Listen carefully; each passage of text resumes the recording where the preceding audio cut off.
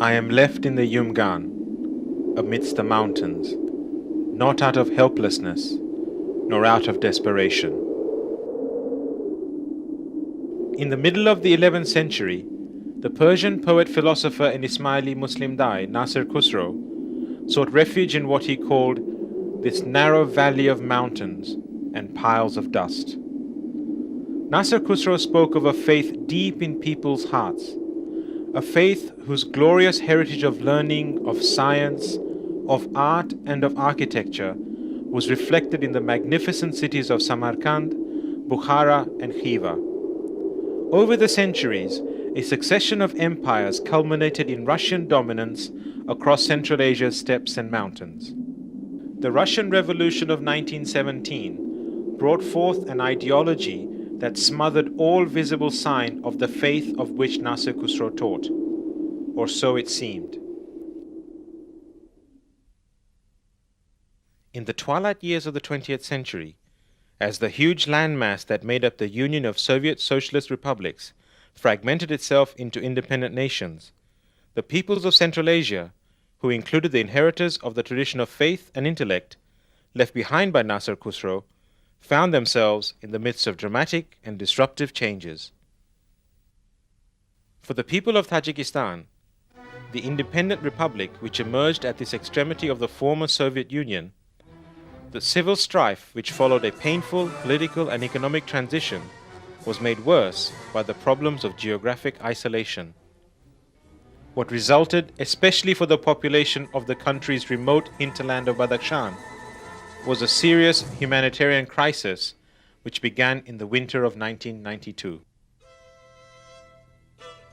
Fortunately, however, an emergency relief effort ensured the survival of many and began a process of positive change for the newly emerging nation.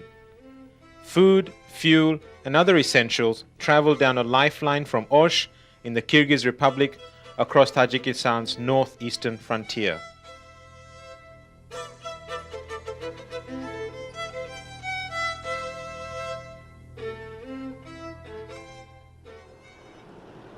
The spring of 1995 thus brought renewed hope for the beleaguered people of the region, not just because the relief effort was being supplemented by a long-term development program, but also because, for the inheritors of the tradition of Nasir Khusro, the Ismaili Muslim Jamaat of Central Asia, it would bring the first formal encounter in their recorded history with their Imam-e-Zaman.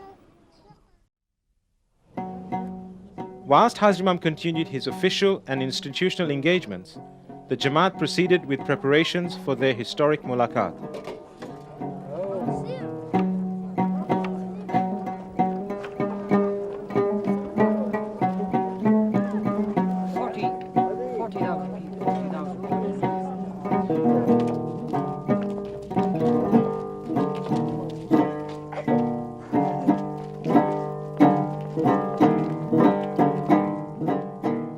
Murids walked mile upon mile, across mountains, throughout the night, in rain and icy cold, spending the remaining hours huddled together under blankets and rugs.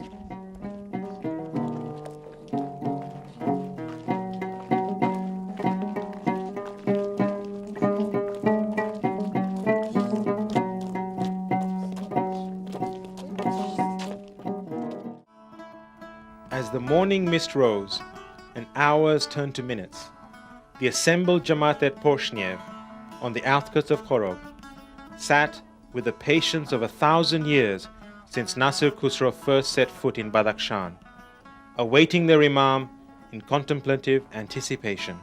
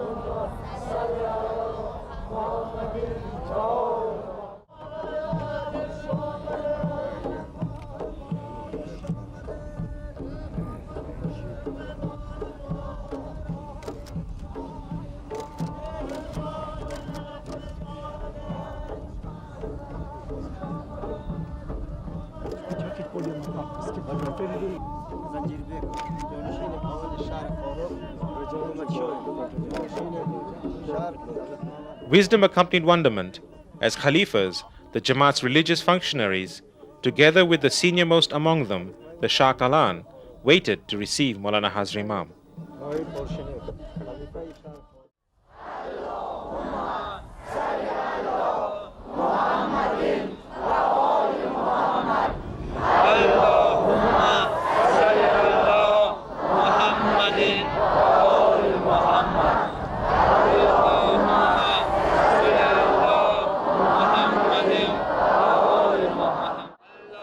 Here, as in Ish Kashim a few days later, Maulana Hazrat Imam's Irshad was heard by members of the Jamaat gathered together across a narrow stretch of river on the northern border of Afghanistan.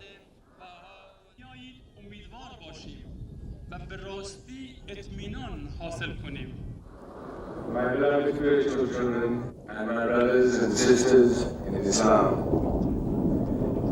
today is a day of special happiness for me, as this is not only my first visit to Barakhan, but it is also the first time in many centuries that the Imam of the time of the Ismaili Muslims has had the opportunity to see and to be in the presence of members of the Ismaili Jamaat in Barakhan and amongst other brothers and sisters Muslims. Let me repeat that this is a day of very special happiness. Ya Ali Madad, welcome and marhaban. Welcome to Friday Night's Reflections. I'm Marline Aizouki, and I'd like to extend a special welcome to all of our Jamati members, multi-faith family members, and everyone tuning in from across the country and around the world. I hope you had a wonderful week and enjoyed last week's episode on emergency preparedness. To be honest, I had an amazing week. Here in Edmonton, summer has finally arrived, and I had the time to spend some times in the outdoors with my family and really soaking the sun in as much as possible. And of course, we are seeing an easing of restrictions here in Edmonton related to COVID-19, but also we're seeing the same easing of restrictions across the country, while we all continue to exercise responsibility to ensure that we do not see another spike in COVID infections. Inshallah, we will be able to breathe more easily, literally and figuratively, in the not too distant future. I hope that our brothers and sisters around the world will increasingly be able to say the same in the coming months. Although the pace of vaccinations in many parts of the world continues to be much slower than we would hope. We know that here in Canada, we have been very fortunate to see Jamatkhanas begin to open in some provinces, with the prospects of others opening up over the coming weeks if the situation continues to improve. And really, that is what tonight's show is about, the opportunity and blessings of congregational prayer. I hope you enjoyed the clip earlier of Maulana Hazrat Imam's first visit to Tajikistan. I was personally moved by the feeling of reunification, of coming together after a long period of absence, even if we didn't have to wait 1,000 years. This evening, we have the privilege of a reflection by Alwaez Karim Jiwani on the blessing of prayer, both congregational and personal. We will then hear from you. What are you most looking forward to as Jamatkana reopens? I'm looking forward to hearing your answers. We will then learn a little about the recent vaccine guidance in our recurrent segment, COVID Conversation, and we will end, as usual, with our musical expressions. Now, let us warmly welcome Alwaez Karim Jiwani. Alwaez Karim Jiwani works professionally with ITRIP Canada, overseeing conceptualization and delivery of programs targeted to the General Jamaat, post-sec and young adult segments, as well as training of institutional leadership. In addition to the various national responsibility, Karim has undertaken a variety of religious education programming, YZs, seminars, youth camps, educator training, and leadership orientations across the world. Karim has authored curriculum materials and articles for the IIS and has been a faculty member for their international training program. Karim has a Master's of Education's degree from the University of London and is a graduate of the Institute of Ismaili Studies. Please welcome Alwaez Jiwani. Ya Madad, my dear brothers and sisters, it is my great pleasure to speak to you this evening on the theme of blessing of Jamatkana. Let me begin by expressing mubarakis and shukranas on the opening of Jamatkhanas where circumstances have permitted, and pray that the remaining Jamatkhanas open very soon. Amin. Dear brothers and sisters, the date Friday, March 13th, 2020 is a very significant date in our recent history, one that will remain imprinted in our collective memory as the date on which commenced the suspension of congregational gathering. Following immediate shock and sadness by this event, with Mola's grace and the hard work and creativity of so many volunteers, leaders, educators in our Jamaat, we quickly pivoted to online programming with our first virtual program for the Canadian Jamaat on March 21st, commemorating Navroz.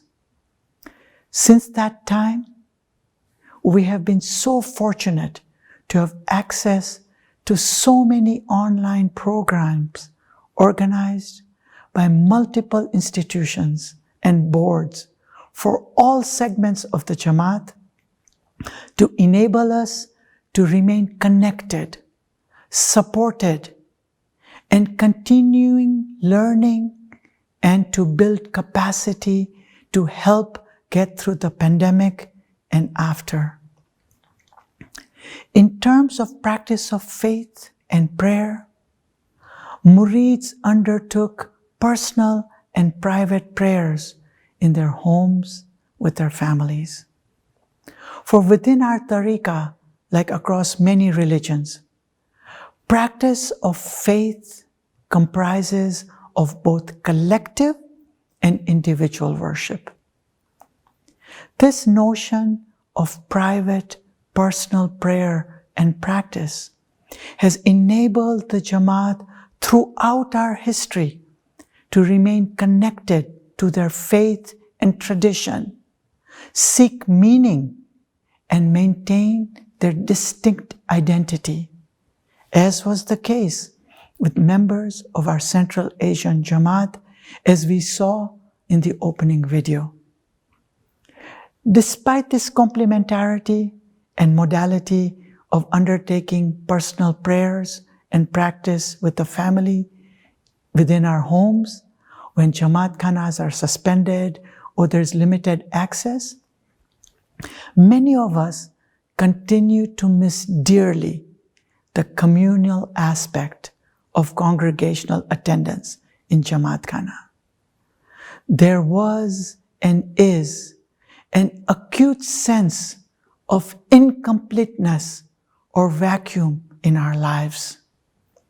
Thus, it is of no surprise, brothers and sisters, that ever since announcements have been made since the last few days with the opening of Jamatkhanas across various regions, one has witnessed a palpable and tangible change in mood and outlook among so many members of our Jamaat.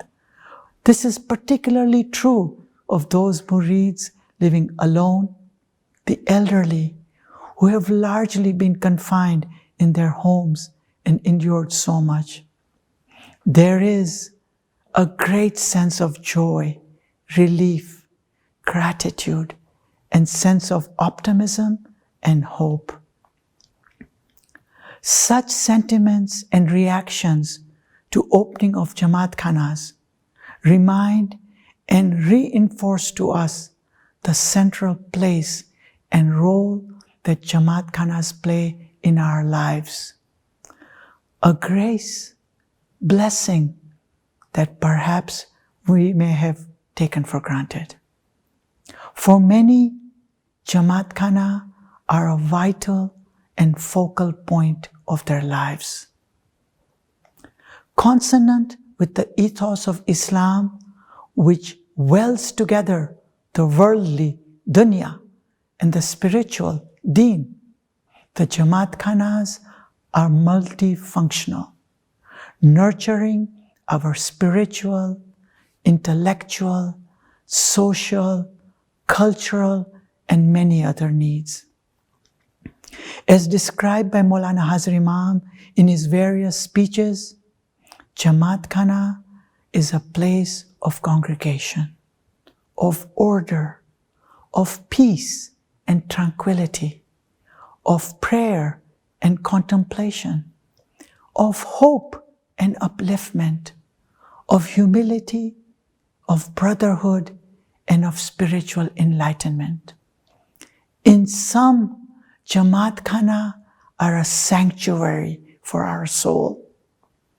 In the context of our tariqah, the Jamatkhana is understood by many as the locus or place of manifestation of the nur, light of Allah, as per interpretation of Ayah 24:36, which follows the famous Ayatul Nur.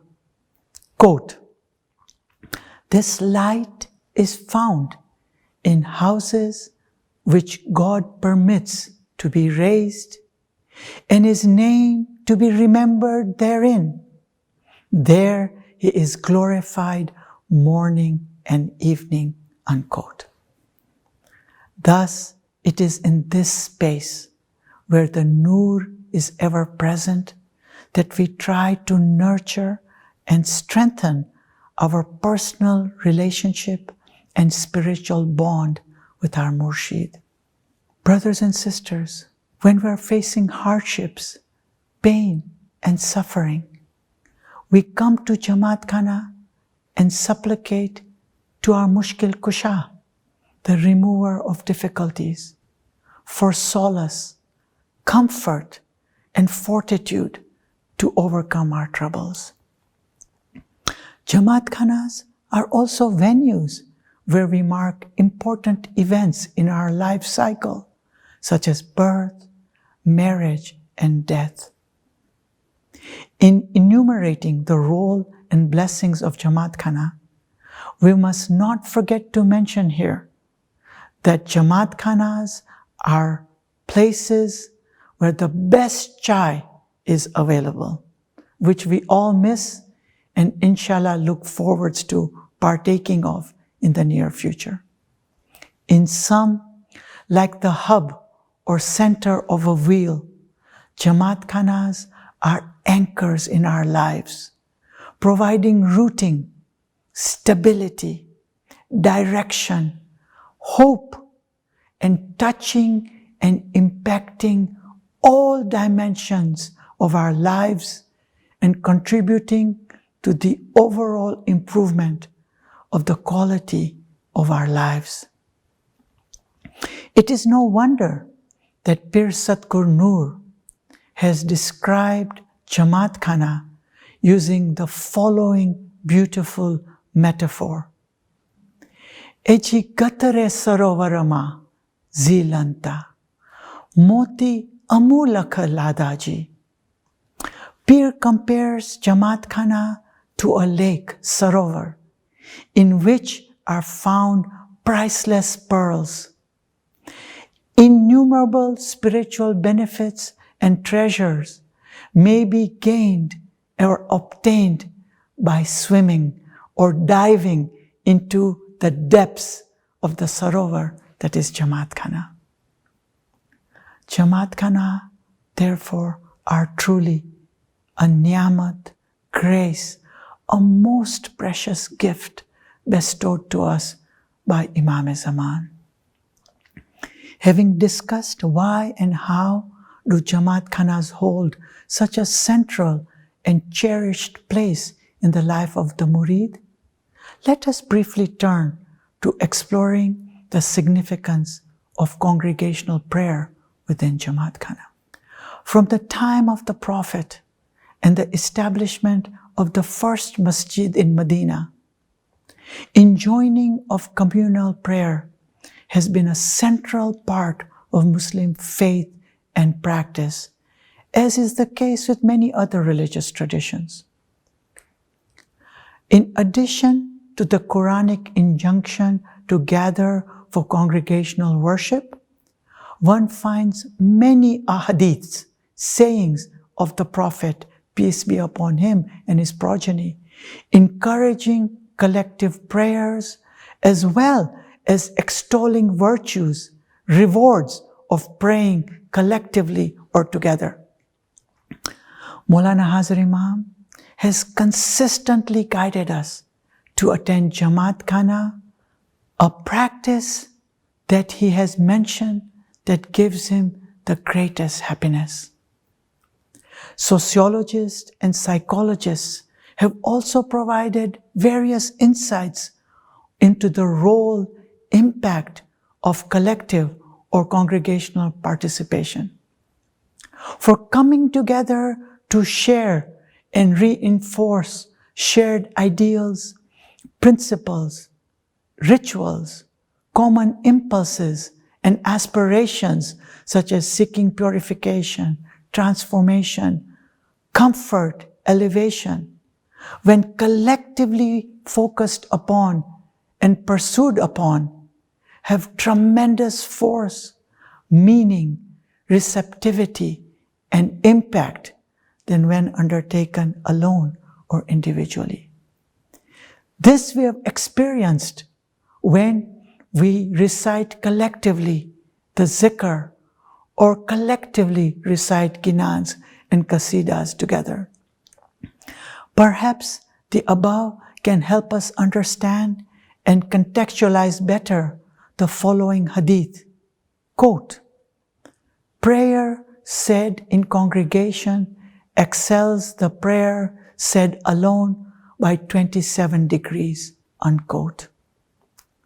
Moreover, congregational participation, sharing of same symbols, principles, ideals, performance of the same rituals and actions, shared meanings, like sharing a common language, fosters a sense of unity, a sense of belonging and community, and a shared identity.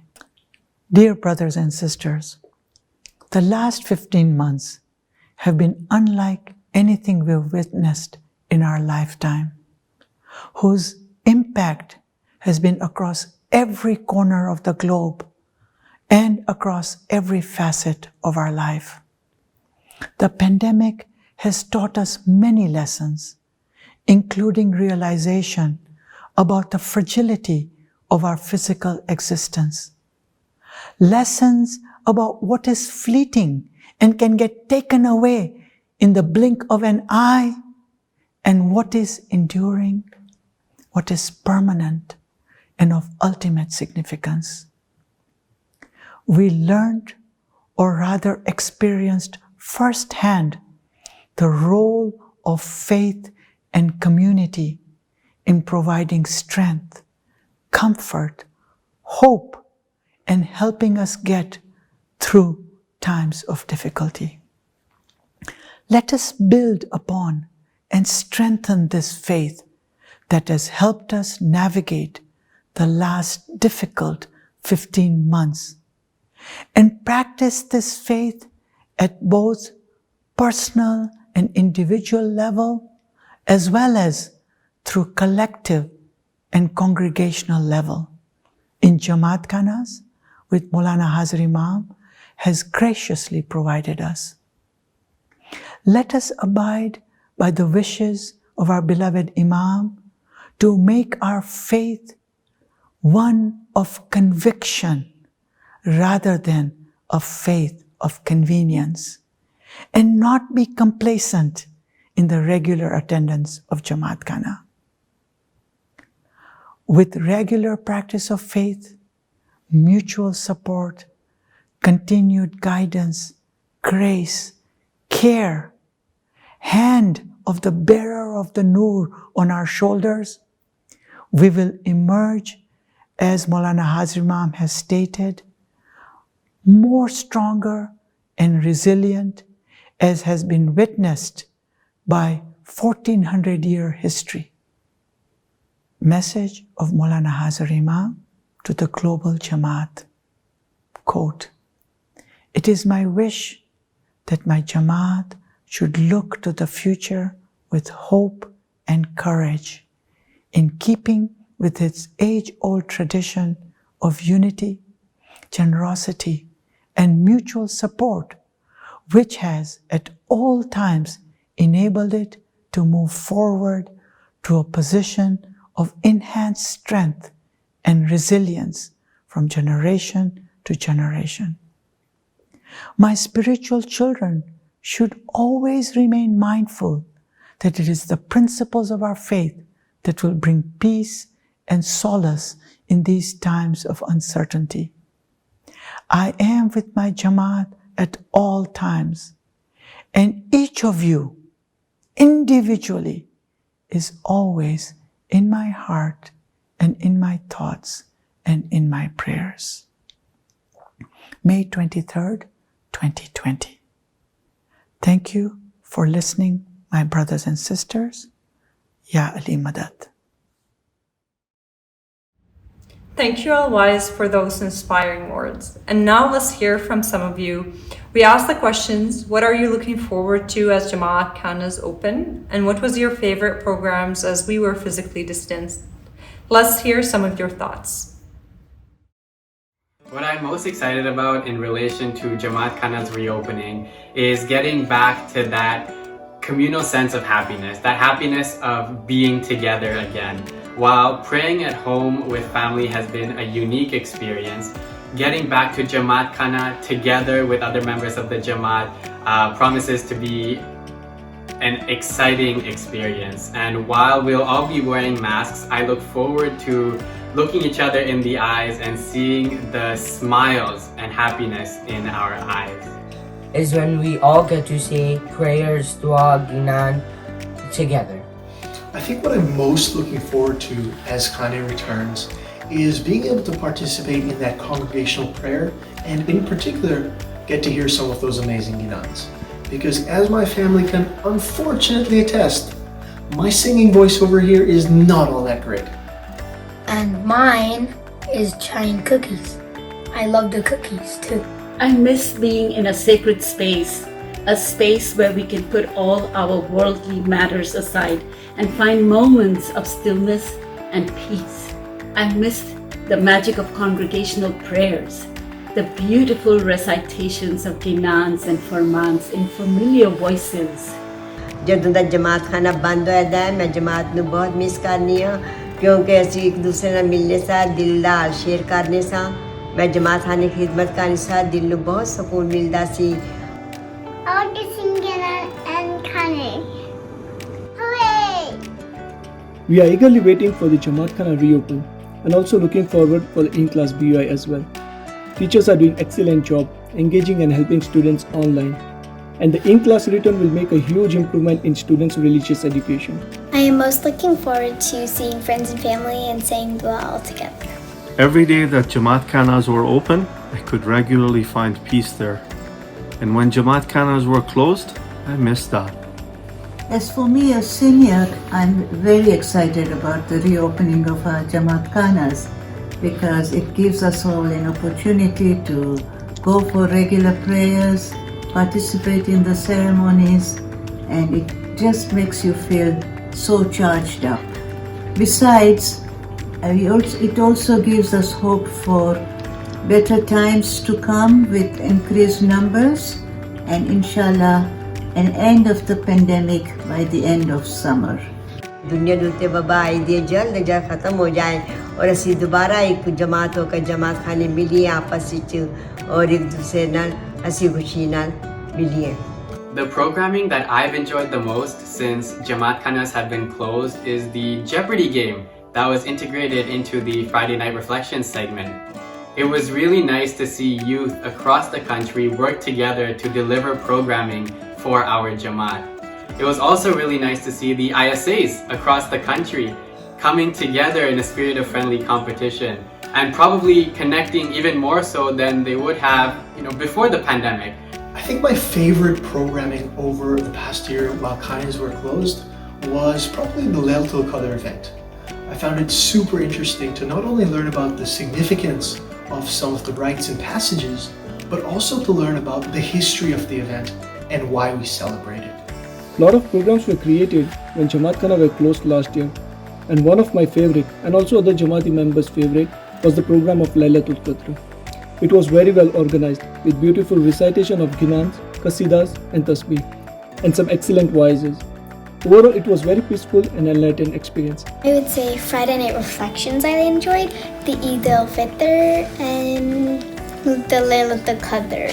One of my fondest memories of Jamatkana is when I became a volunteer. That has been a life-changing experience for me. In all my opportunities of volunteering, I have only learned and evolved to be a better person.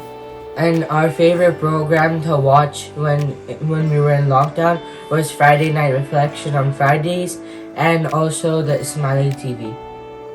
One mine is Laylatul Qadr and New Year's Eve.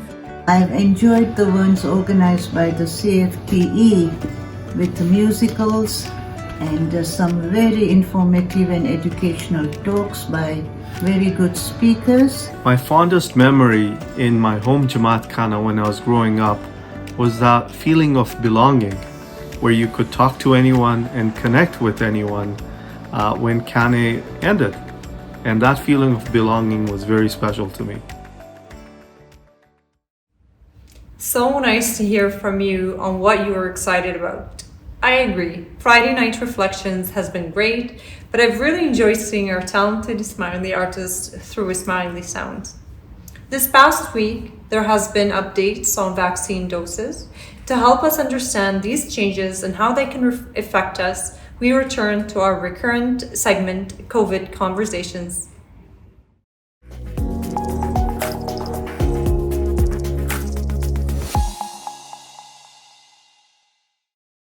Ya Ali Madad.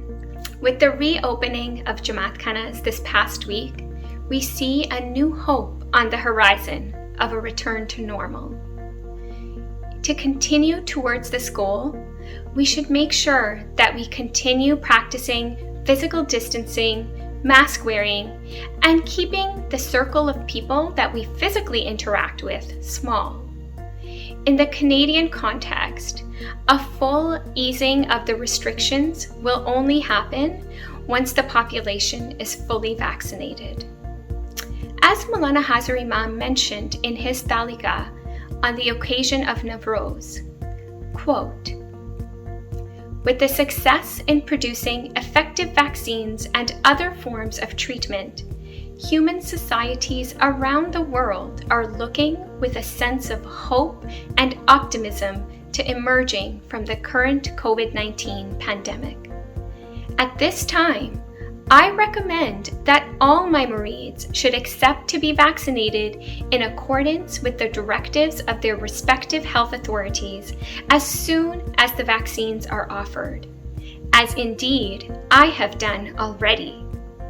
It is also my wish that my Jamaat should avoid any complacency and that every murid should continue exercising personal responsibility to ensure protection from the virus." End quote. With an established vaccine supply, it is important to get the second dose of your vaccine as soon as it's available to you. 2 doses of vaccine are required for complete protection.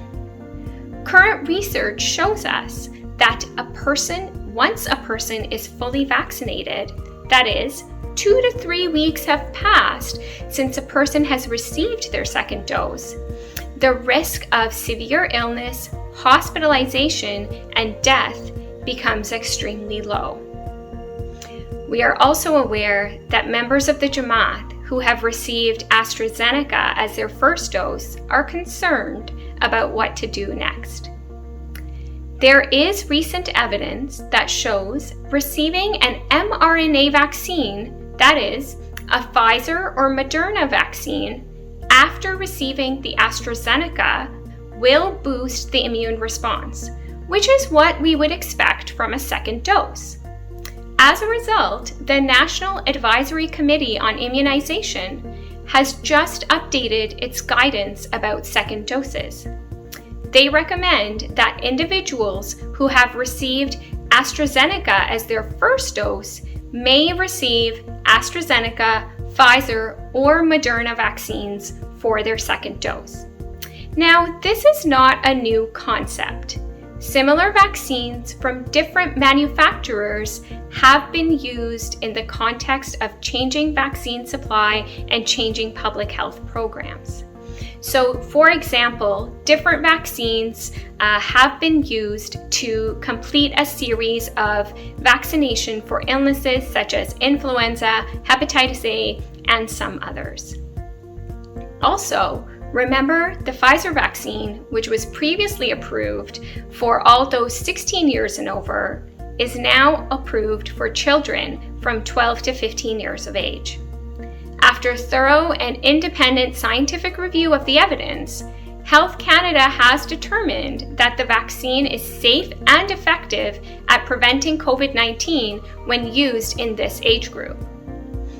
Now, we know that although fewer children get COVID-19 and get sick from COVID-19, we also know that children can be infected with the virus, they can get sick from it, and they can pass it on to others. So getting your child vaccinated will protect your child and will protect your family. As a result, vaccination is now recommended for all individuals 12 years of age and older. In the coming days to weeks, we will hear from provinces about their specific guidelines. For updated information, please visit II Canada COVID Corner. If you have any additional questions or concerns, please reach out to your healthcare provider. If you need assistance in finding a provider or have other questions about the vaccines, please contact the Access Line. Inshallah, with greater vaccine supply and a short period of additional vigilance, we can slowly emerge from this pandemic over the coming months. Ya Ali Madad. We end this evening with two segments. With the spotlight on Jamatkhanas today, we bring you an expert from an interview with Bruno Freschi, the famed architect of the Ismaili Center, Vancouver, or Darkhana as it is affectionately known. Bruno's affection for the building and his ongoing involvement in maintaining its pristine condition is obvious when he speaks. I hope you'll enjoy it.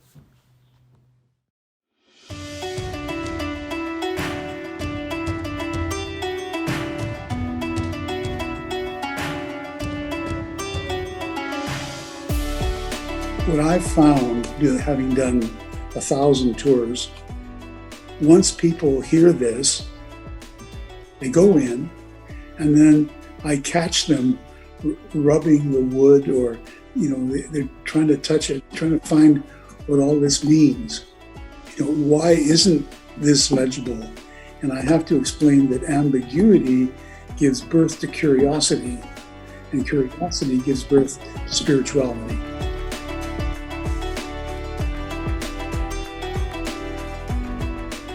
In essence, this story starts with a funny beginning, because my secretary said, "There's somebody that's insisting that I speak with you. We would like you to consider doing a building for His Highness the Aga Khan.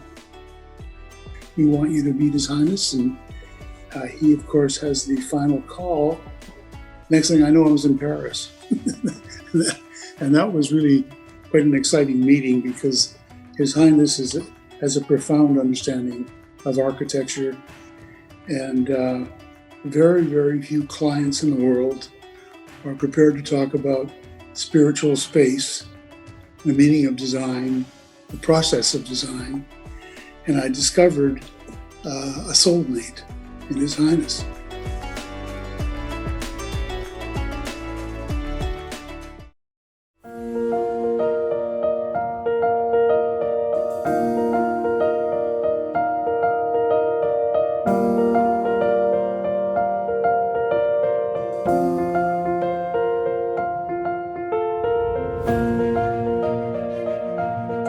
As the first Jamatkana in North America, it carried the responsibility to become a symbol in and of itself.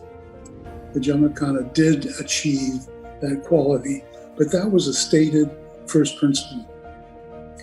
The second was that as a landmark, it was to be iconic.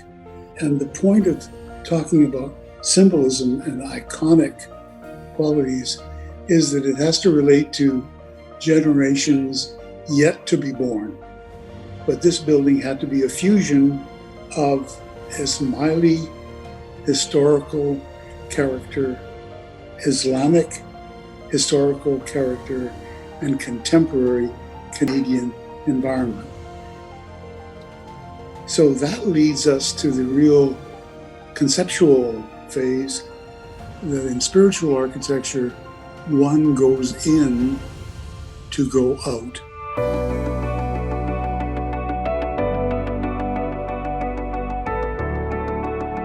Really what it means is that who go into the building go there for spiritual purposes.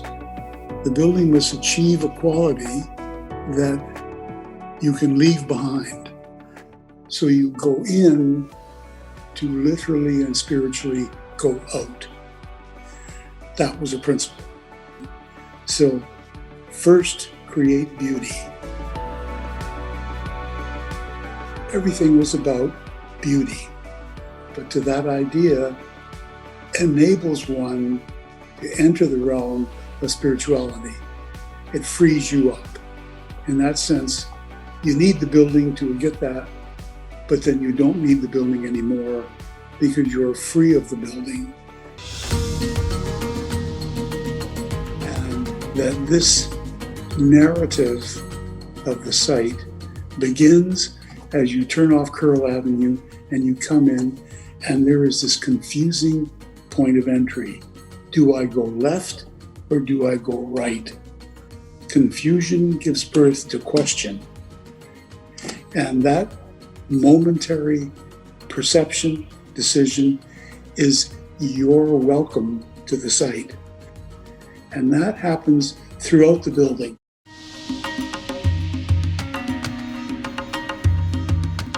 The octagon, the magic of the octagon. If you put them together, they nest together and leave a square between them.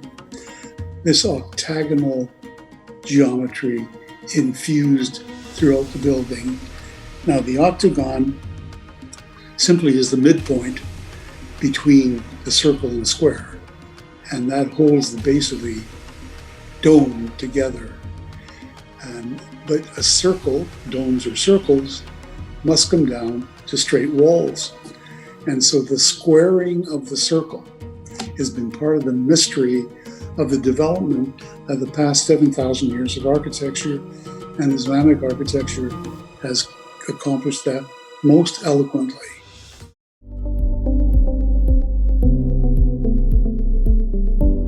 Earlier I talked about the principle of this indelible, symbolic, iconic presence of a building for a new community.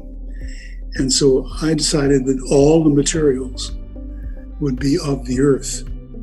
And to celebrate that gave birth to the concrete, it gave birth to the sandstone, and the various uses of glass in the building. We were able to celebrate materials which are very permanent. And we were able to clad the entire exterior and paint the octagonal pattern in the courtyard with sandstone is even more beautiful in the rain than when it's dry, than less beautiful. It rains in Vancouver. In a spiritual building, one has to capture light, but more importantly, you have to celebrate light. So those large windows are really not windows at all, they're lanterns. So we put the glass out in the light, and so it glows inward and then gives contrast for the iconography which is on the glass.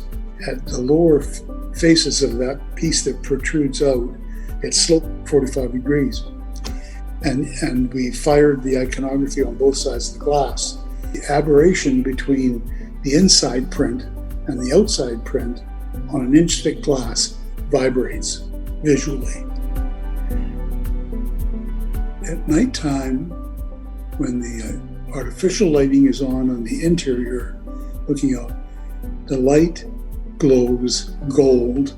This is really the celebration of light, celebrating something which is extremely important and permanent in our architectural environment, and that Islamic architecture historically has really consistently awakened us to the surface of buildings.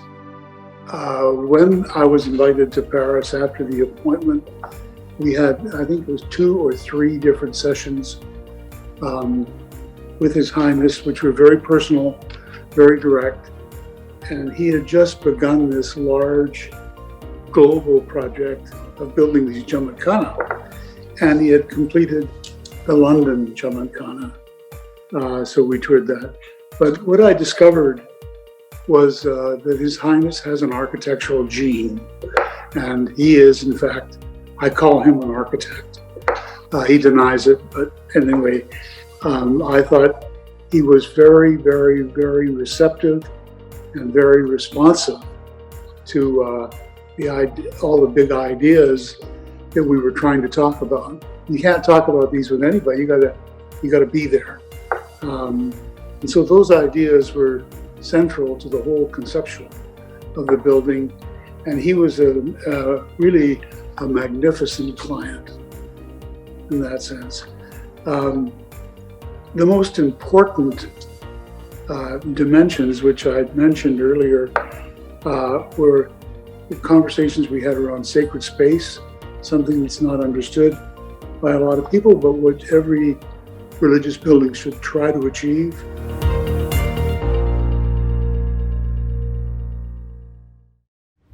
And now we end, as always, with some musical expressions. Thank you for joining me this evening. Have a wonderful week. Ya Ali Madad.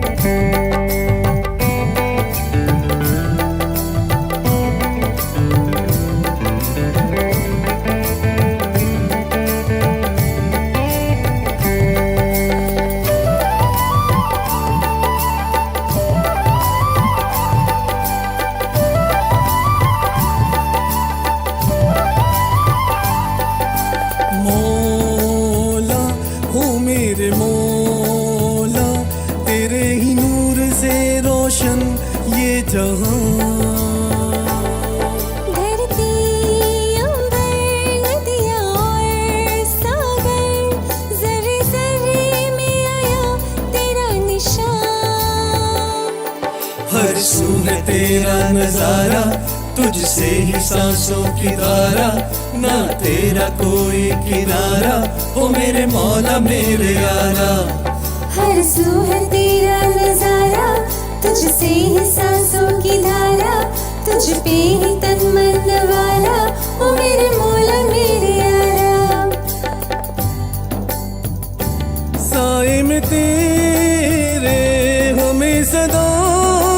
रखना साए में तेरे हमें सदा रखना मांगते हैं हम दिल से ये दुआ मौला ओ मेरे मौला तेरे ही नूर से रोशन ये जहां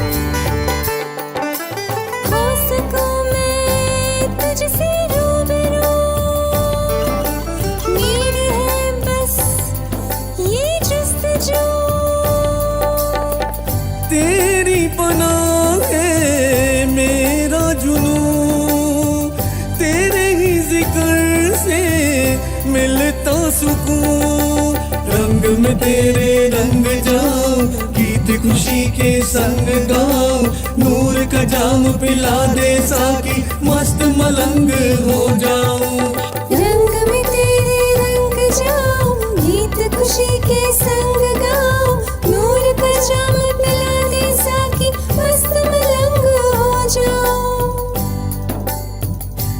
साए में तेरे हमें सदा रखना साए में तेरे हमें सदा रखना मांगते हैं हम दिल से ये दुआ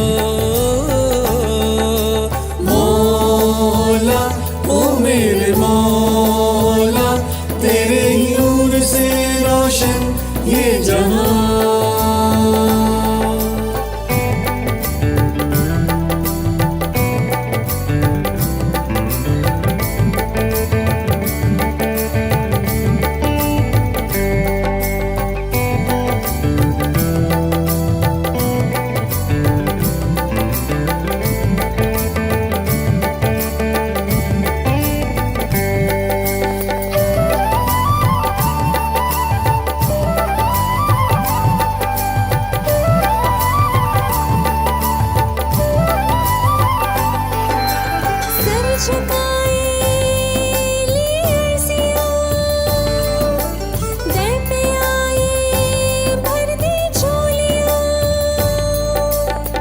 सारे जहां का तू है कलंदर नूर के कतरे हम तू है समंदर तेरी चाही मेरी चाहे होगा बस जो तेरी चाहे हाथ मेरा थाम ले तू बस मेरी अब ये दुआ है तेरी चाहे मेरी चाहे होगा बस जो तेरी चाहे हाथ मेरा थाम ले तू बस मेरी अब ये दुआ है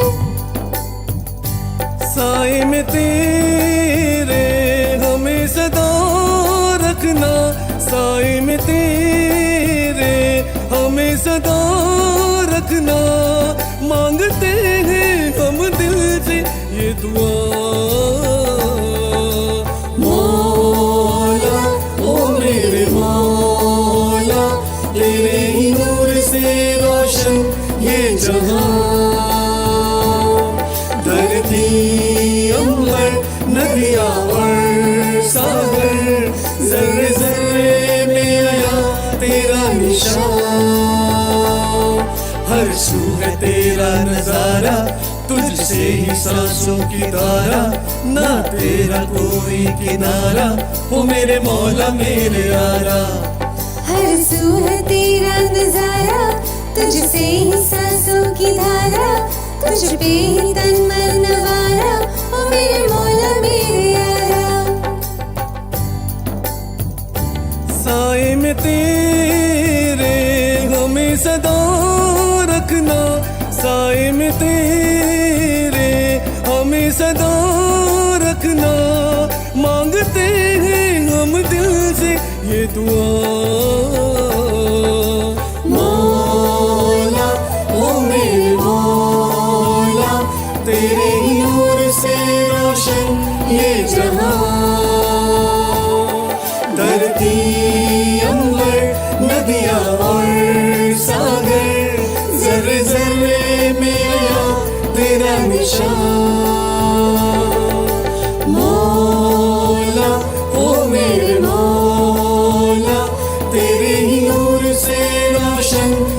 जहाँ